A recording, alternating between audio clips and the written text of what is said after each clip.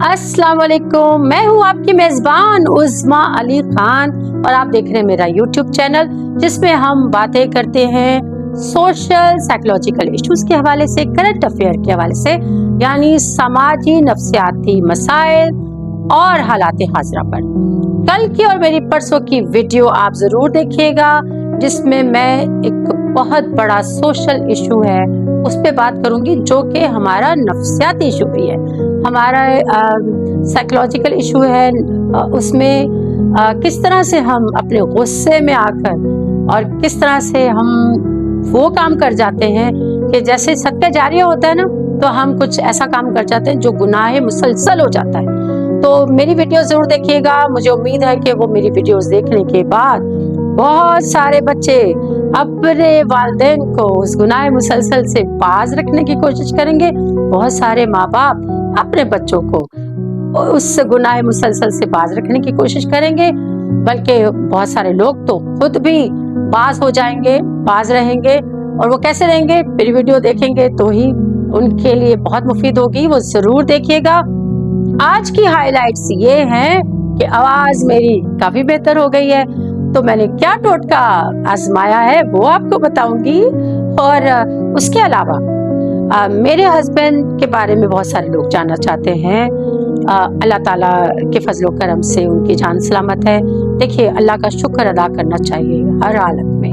हम मिस्कीन सी सूरत बना लें और कहें अल्लाह ये हो गया, नहीं, अल्लाह ने नेमत दी है, अल्हम्दुलिल्लाह जान सलामत है। लेकिन उनके साथ जो हादसा हुआ है वो क्रिटिकल है कंडीशन उनकी, और अल्लाह खैर करे। उसके हवाले से बताऊंगी क्या हादसा हुआ और अभी क्या सूरत हाल है, वो बात करूंगी। उसके अलावा वो बात बताऊंगी जो कभी किसी मीडिया में नहीं आई, किसी न्यूज़पेपर में नहीं आई। जावेद अख्तर ने अभी हालिया एक बयान दिया है और एस्टैब्लिशमेंट के बारे में कुछ बात की है उन्होंने, तो कि किस तरह से जो हमारे फनकार हैं पाकिस्तानी, उन पर पाबंदी अगर इंडिया पे लगा दी जाए तो वो उससे एस्टैब्लिशमेंट हमारी कुछ हो जाती है और इंडिया के लोग यहाँ नहीं आते। तो उस हवाले से मैं बताती हूँ कि क्यों नहीं आते या क्यों आते हैं, या आए हैं या नहीं आए, वो बताऊंगी बातें। और वो बताऊंगी जो कभी किसी ने नहीं बताई होंगी और बिल्कुल ऑथेंटिक बात है, क्योंकि हमने खुद देखी है। ऐसे ही ये जो बाल हैं, ये धूप में ऐसे सफेदी के जो थोड़े बहुत सफेद हुए हैं, या ये ग्रेस के लिए नहीं है, उम्र गुजरी है इस दश्त की सयाही में। और आखिर में, जैसा कि आप जानते हैं कि एक कॉज के बारे में मैं इस कॉज के हवाले से मैं काम कर रही हूँ, Gulshan Kashmir Asia housing society Rawalpindi के हवाले से। तो अब ऐसा है कि वो काम तो अल्लाह का शुक्र है, हम कामयाब भी हो गए हैं और काम चल रहा है हमारा, लेकिन बहुत सारी बातें ऐसी हैं जिसमें अभी भी उन लोगों को रहनुमाई की जरूरत है। और मैं तो उज़्मा अली खान उनकी मोहल्लेदार बन चुकी हूँ, तो इसलिए आज की वीडियो में मैं बताऊंगी कि और बहुत सारे लोग जो पंजाब में रहते हैं और जहाँ पर रजिस्ट्रियाँ होती हैं, यहाँ कराची में तो लीज होती है ना, जो आपकी प्रॉपर्टी है वहाँ पर रजिस्ट्री होती है, रजिस्ट्री के बाद इंतकाल होता है, इंतकाल के बाद फर्द बनता है, इंतकाल के बगैर फर्द नहीं बनता। तो वो फर्द के हवाले से कैसे लूटा जा रहा है मुतासरीन को, पहले लूटे फुटे हैं, आप फिर लूट रहे हैं, और उस लूट मार से कैसे बचा जाए, कैसे सबक सिखाया जाए, उस लूट मार से बचने का क्या तरीका है, बल्कि सबक सिखाने का क्या तरीका है, वो मैं बताऊंगी। तो सबसे पहले ये कि आवाज जो मेरी बेहतर हुई है उसकी वजह ये है कि देखिए,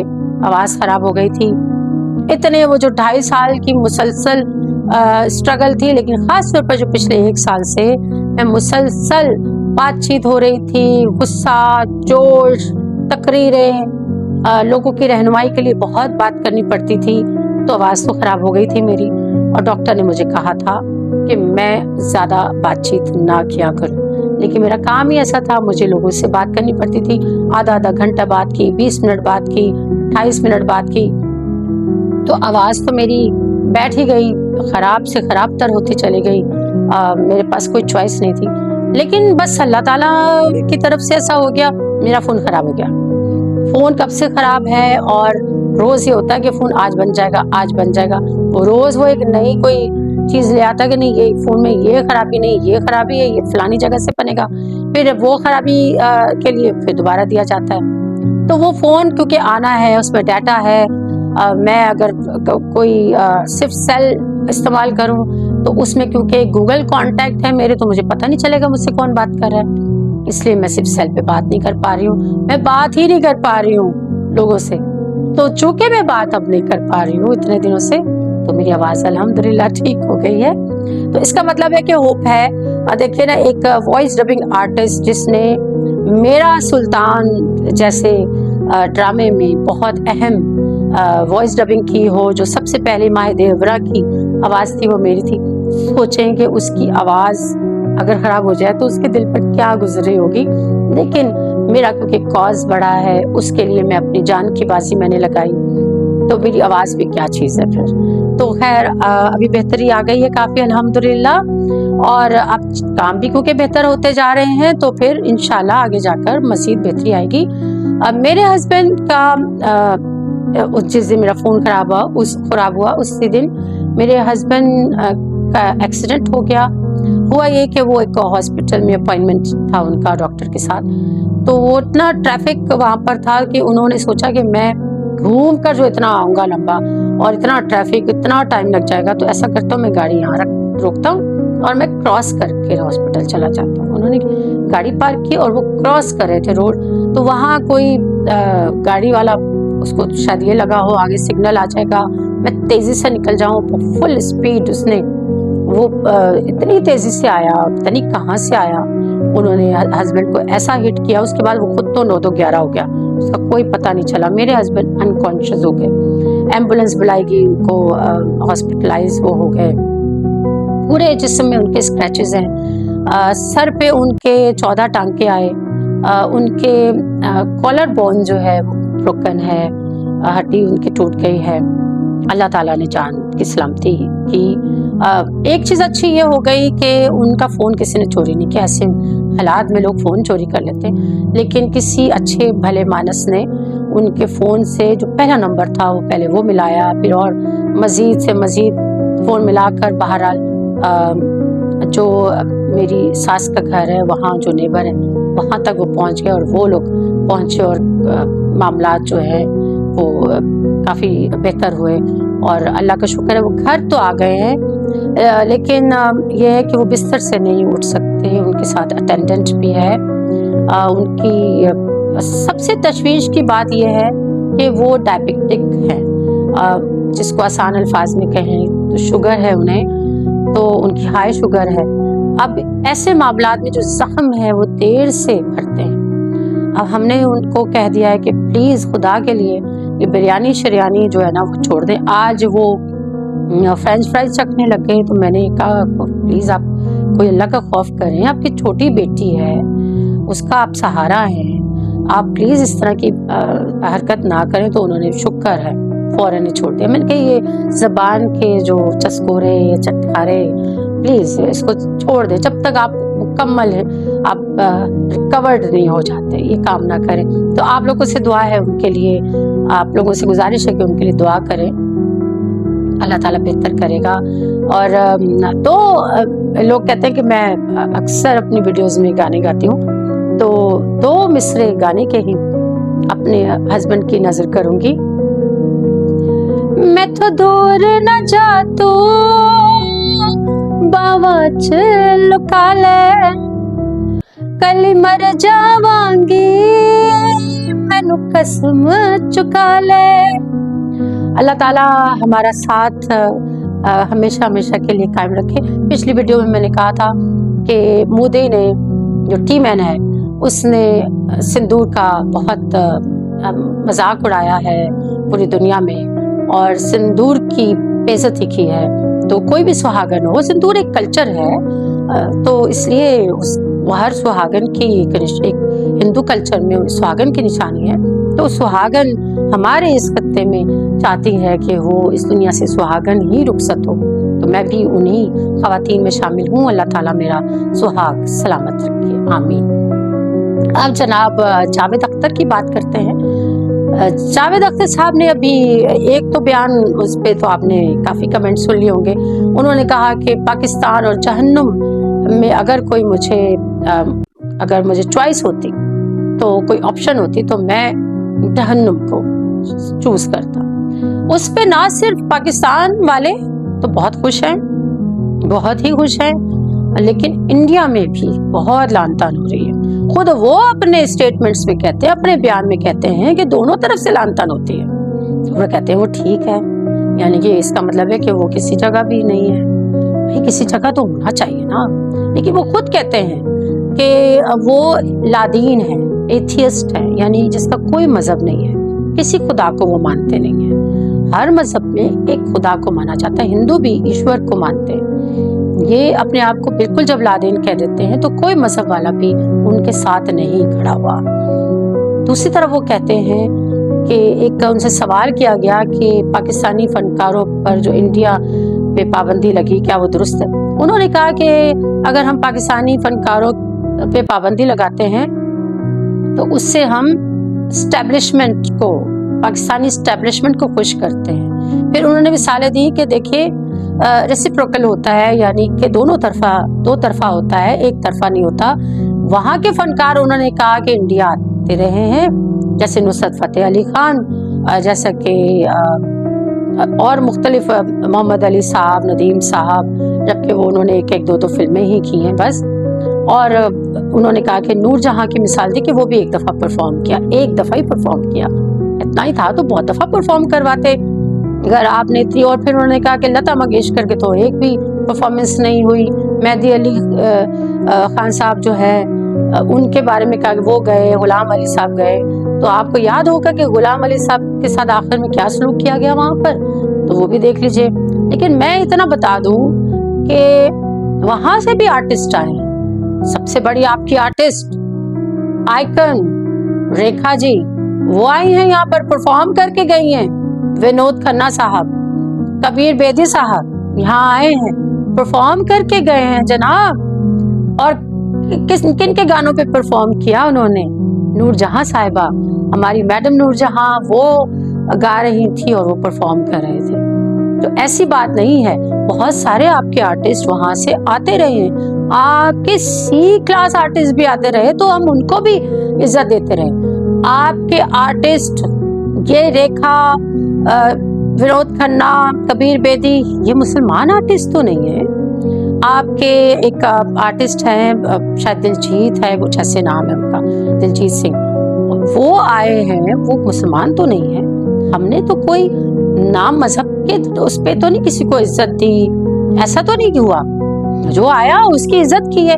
आपके आर्टिस्ट, इंडिया के आर्टिस्ट यहाँ पर ड्रामों में काम कर चुके हैं। जिन दिनों आप यहाँ पर आए हैं लोग, उन दिनों फिल्म ऑलमोस्ट, यहाँ फिल्म इंडस्ट्री एक तरह से खत्म हो चुकी थी, लेकिन उसके बावजूद ड्रामा इंडस्ट्री बहुत फ्लरिश कर रही थी, बहुत उरूज पर थी। तो बहुत सारे इंडियन आर्टिस्टों ने, बहुत वहाँ के जिन्होंने उरूज पाया, उन्होंने पाकिस्तानी ड्रामों में काम किया।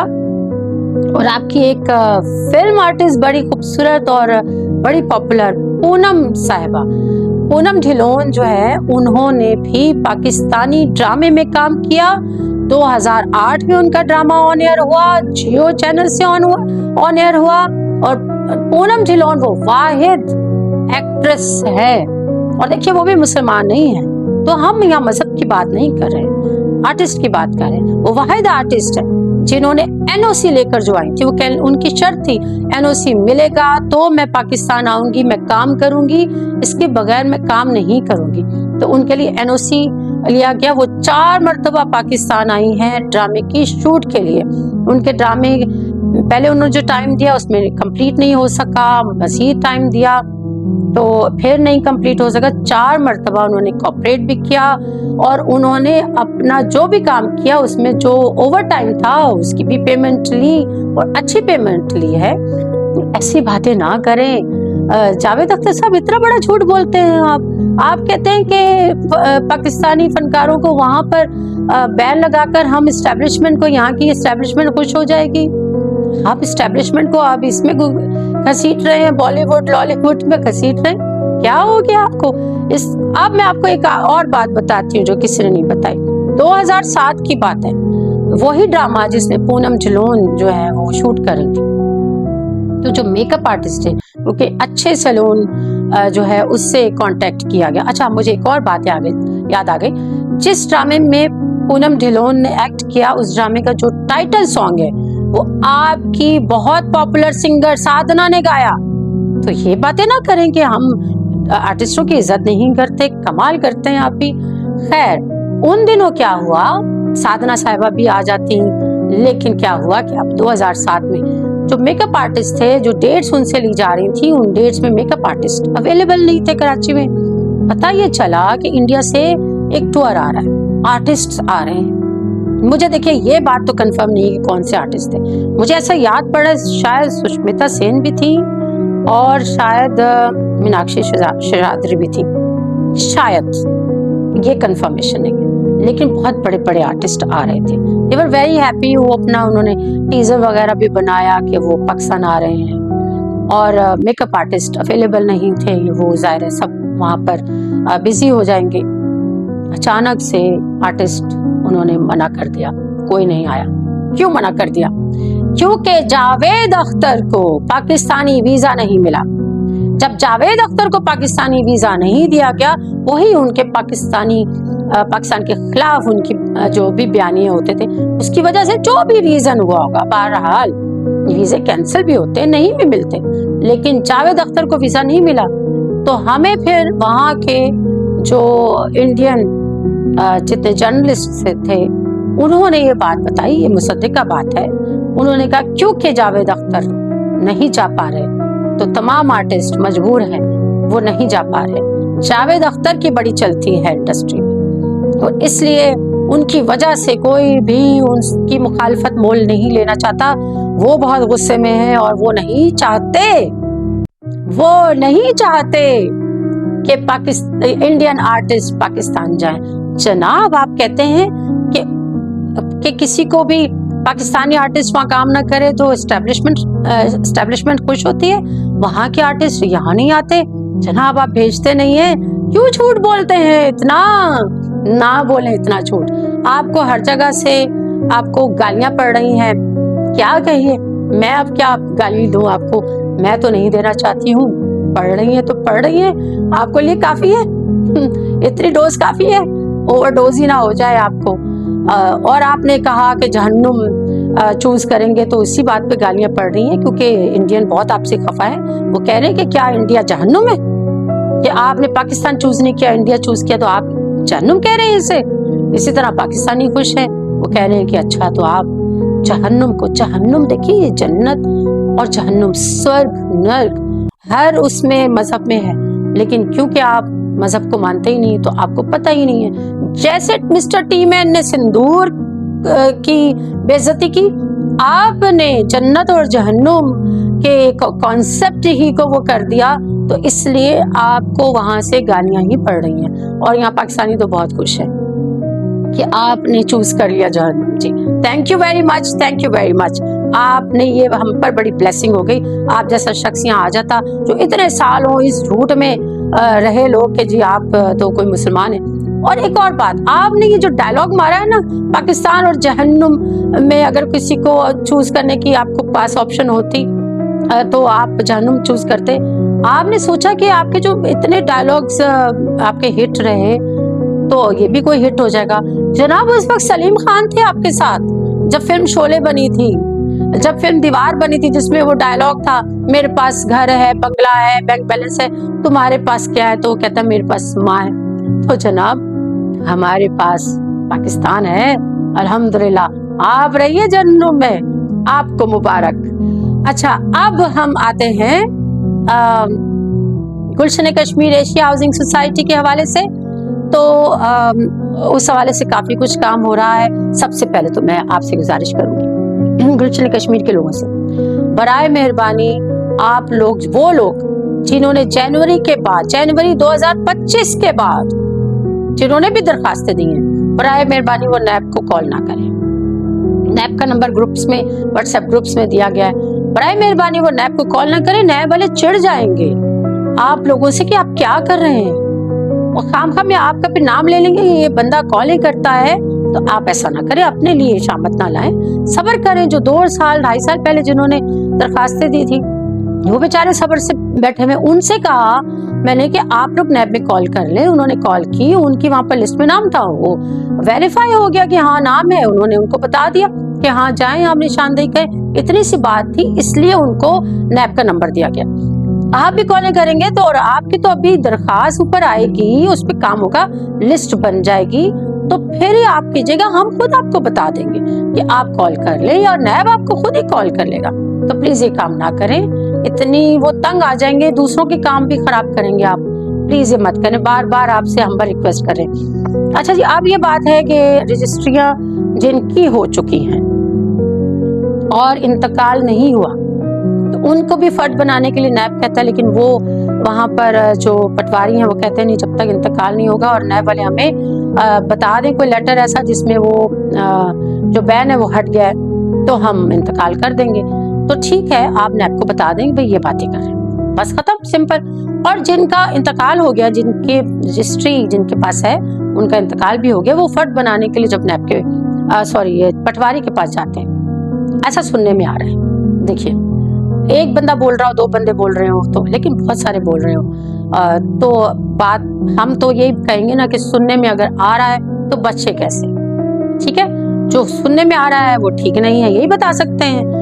अब उसमें कितनी सदाकत है ये तो जो लोग भुगत रहे हैं वही जाने, तो हम तो एक एहतियात जो है वो लाजमी है। अगर तो वाकई में कोई आपको वहां पर 5,000 मांग रहा है, 3,000 मांग रहा है, तो गलत मांग रहा है, वो बिल्कुल नहीं मांग सकता।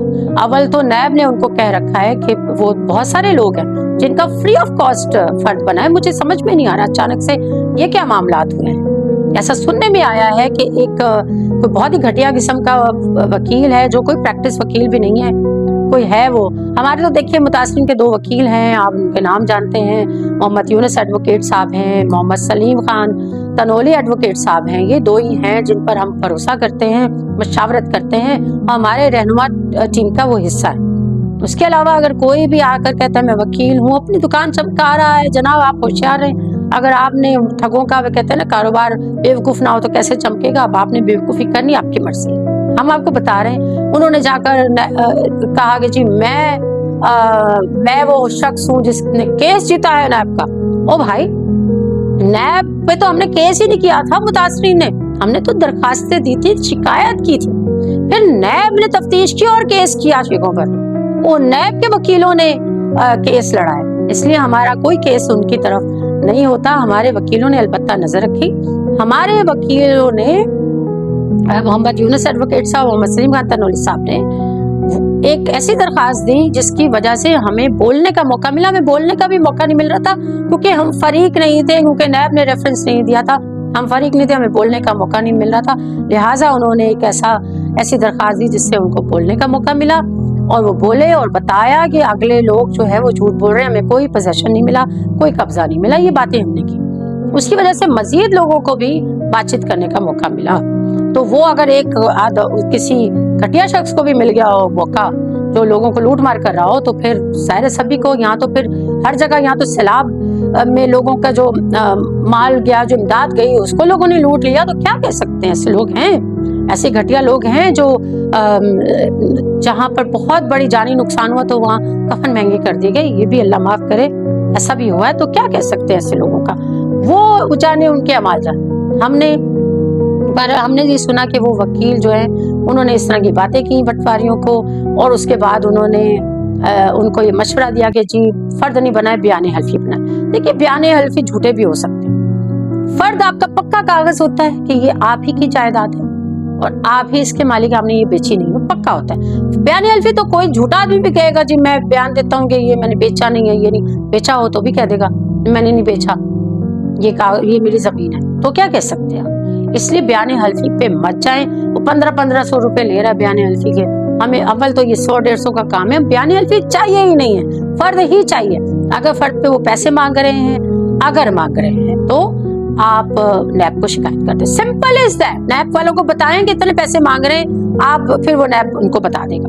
नैब वाले बहुत अच्छे तरीके से काम कर रहे हैं, इसलिए नबी से बात कीजिए, जो तरीका है उसी में बात कीजिए।